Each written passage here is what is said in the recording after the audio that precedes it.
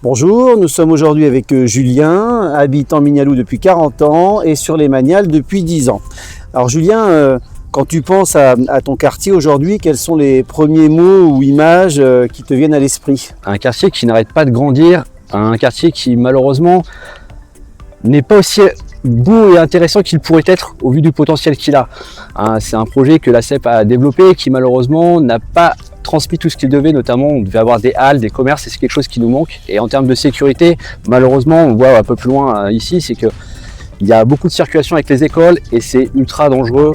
Après, on a pareil la piste cyclable qui arrive à l'entrée du quartier et qui malheureusement ne va pas jusqu'au bourg. C'est des petits points qu'il faudrait améliorer parce qu'on a besoin, notamment dans notre belle ville. Surtout le gros point noir, c'est vraiment la sécurité parce qu'aujourd'hui, tout le monde arrive de la route de Noyer pour rentrer dans le bourg et c'est quelque chose, c'est vraiment accidentogène parce qu'on a beaucoup d'enfants dans le quartier qui traversent et forcément il y a les risques de se faire rentrer dedans. On a l'école juste à côté et c'est vrai que malheureusement en termes de danger, c'est très noir. C'est vraiment un point très noir qu'il va falloir améliorer. Que ce soit même la circulation sur l'école maternelle où c'est vraiment très dangereux. On a encore eu un accident il y a une quinzaine de jours. C'est des choses qu'il faut vraiment privilégier pour moi, au moins sur notre quartier. Comment es-tu informé aujourd'hui? Es-tu associé aux décisions concernant ton quartier ou même plus globalement la commune? Alors les informations, c'est vrai qu'on a l'application Iliwap qui est une très bonne chose. On a un petit peu le tableau aussi lumineux à côté de l'école.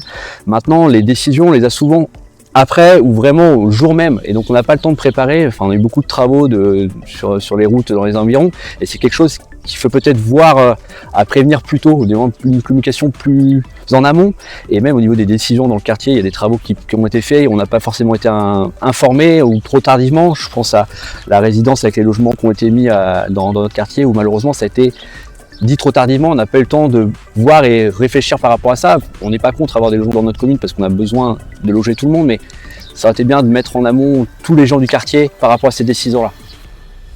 Un dernier mot peut-être? La priorité, c'est d'avoir un maire qui est disponible pour nous, qui soit à l'écoute de ses habitants, parce qu'aujourd'hui, on a un conseil municipal qui est un peu en retrait, qui n'a pas sa place au sein de l'échiquier de Grand Poitiers. C'est vraiment dommage parce que Mignaloux a quand même un énorme potentiel et on doit retrouver notre place au sein de Grand Poitiers.